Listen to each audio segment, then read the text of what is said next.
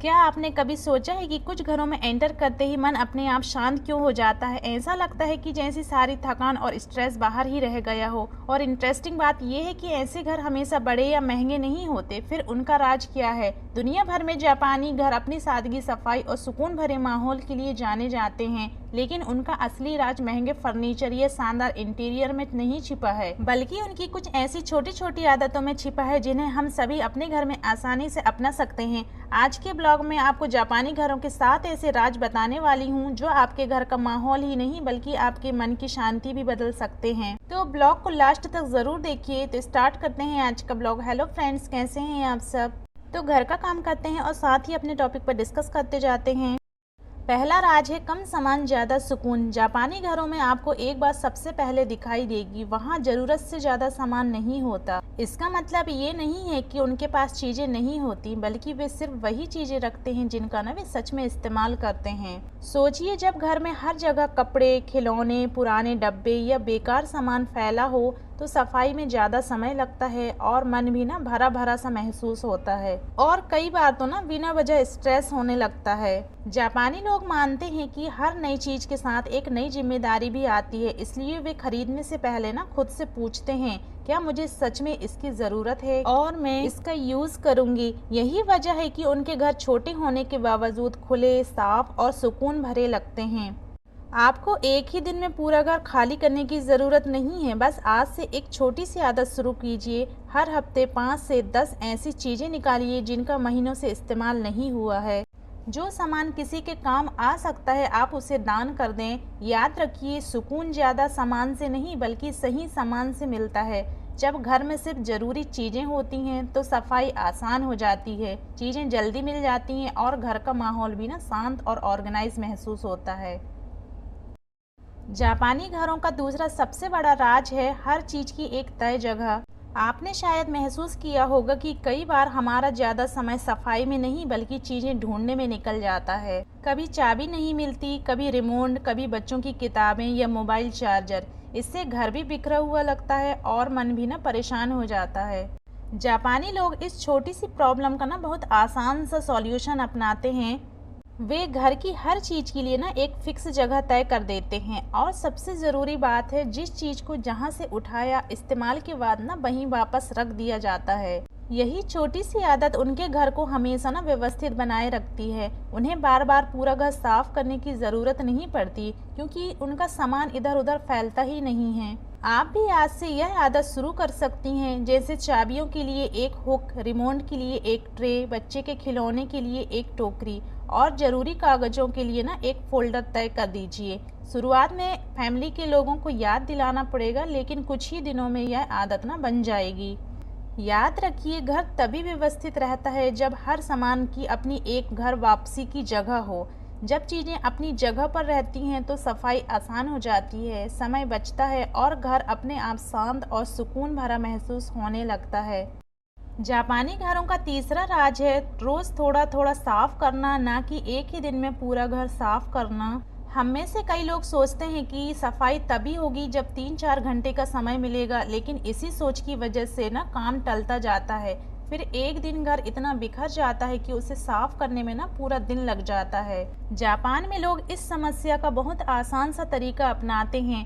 वे रोज़ सिर्फ 10 से 15 मिनट घर को रीसेट करने में लगाते हैं, जैसे रात को सोने से पहले कुशन ठीक कर देना, मेज़ साफ कर देना, बर्तन सिंक में ना छोड़ना या फर्श पर पड़ी चीज़ों को उनकी जगह पर रख देना।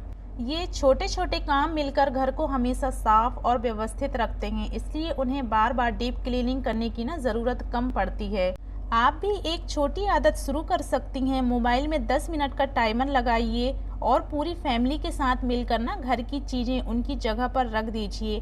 आप हैरान होंगी कि सिर्फ 10 मिनट में घर कितना बदला हुआ दिखने लगता है। याद रखिए, साफ घर का राज एक दिन की लंबी सफाई नहीं बल्कि रोज की छोटी छोटी आदतें हैं। जब आप हर दिन थोड़ा थोड़ा समय देती हैं तो घर हमेशा व्यवस्थित रहता है और आपको कभी भी सफाई करना बड़ा बोझ महसूस नहीं होता।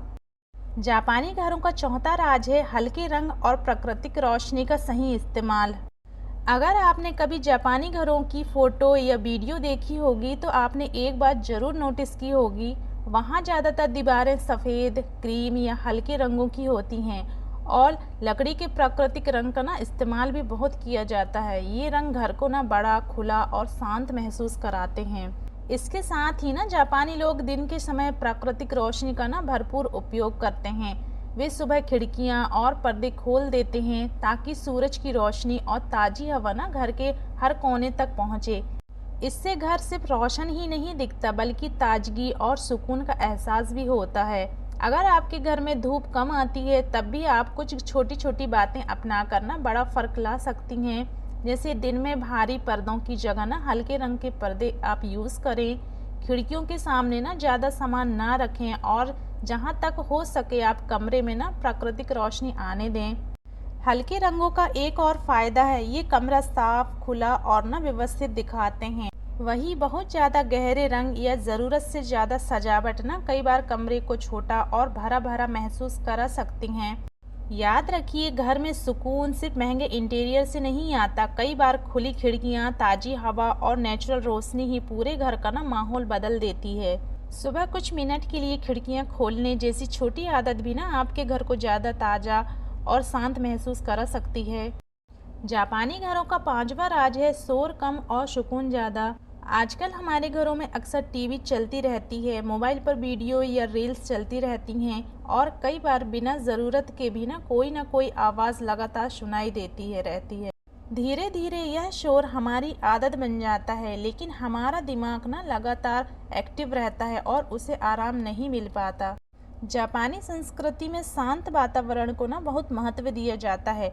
इसका मतलब ये नहीं है कि उनके घरों में कभी आवाज़ नहीं होती, बल्कि वे कोशिश करते हैं कि बिना वजह का शोर कम रहे। जब टीवी देखने की ज़रूरत ना हो तो उसे बंद कर दिया जाता है। लोग एक दूसरे से आराम से बात करते हैं और घर में ऐसा माहौल बनाया जाता है जहां मन को शांति मिले।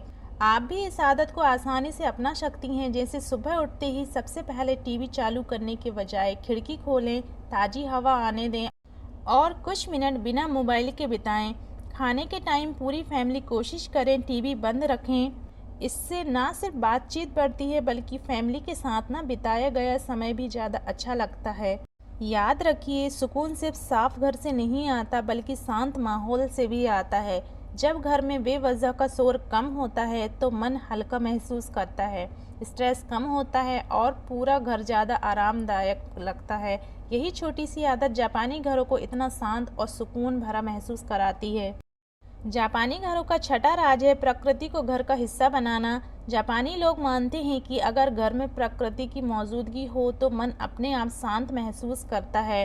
इसलिए उनके घरों में अक्सर लकड़ी के फर्नीचर, छोटे छोटे पौधे, ताज़े फूल या प्राकृतिक रोशनी का ना इस्तेमाल देखने को मिलता है। इससे घर सिर्फ सुंदर नहीं लगता बल्कि उसमें एक अलग ही सुकून महसूस होता है। लेकिन इसका मतलब यह बिल्कुल नहीं है कि आपको अपने घर को महंगी सजावट से भरना पड़े। आप भी बहुत आसानी से यह आदत ना अपना सकती हैं। अगर घर में जगह कम हो तो एक छोटा सा इंडोर पौधा खिड़की के पास रख दीजिए। अगर पौधा रखना पॉसिबल नहीं है तो सुबह कुछ मिनट के लिए खिड़कियां खोलकर ना ताज़ी हवा और धूप को घर में आने दीजिए। यह भी प्रकृति को अपने घर का हिस्सा बनाने का एक आसान तरीका है। याद रखिए, सुकून हमेशा महंगे इंटीरियर से नहीं आता। कई बार एक छोटा सा हरा पौधा, ताज़ी हवा और सुबह की धूप ही घर में ना ऐसी शांति ले आती है जिसे महसूस किया जा सकता है। यही वजह है कि जापानी घर इतने शांत, सरल और मन को सुकून देने वाले लगते हैं। जापानी घरों का सातवां और सबसे खास राज है वे घर को सिर्फ रहने की जगह नहीं बल्कि मन को सुकून देने वाली जगह मानते हैं। आजकल हम में से बहुत से लोग घर को सिर्फ काम करने की जगह बना देते हैं। कहीं कपड़ों का ढेर, कहीं अधूरे काम, कहीं मोबाइल और टीवी का लगातार इस्तेमाल। ऐसे माहौल में शरीर भले घर पर हो लेकिन मन को आराम नहीं मिलता। जापानी लोग कोशिश करते हैं कि जब वो घर लौटें तो उन्हें सुकून का एहसास हो, इसलिए वो घर को साफ, व्यवस्थित और ना सादा रखते हैं। वे हर चीज़ को दिखावे के लिए नहीं सजाते बल्कि इस सोच से रखते हैं कि घर का माहौल आरामदायक और शांत रहे। वो परिवार के साथ बैठकर खाना खाते हैं, बातचीत करते हैं और अपने घर का माहौल बनाने की कोशिश करते हैं जहां हर फैमिली मेम्बर खुद को ना सहज महसूस करे।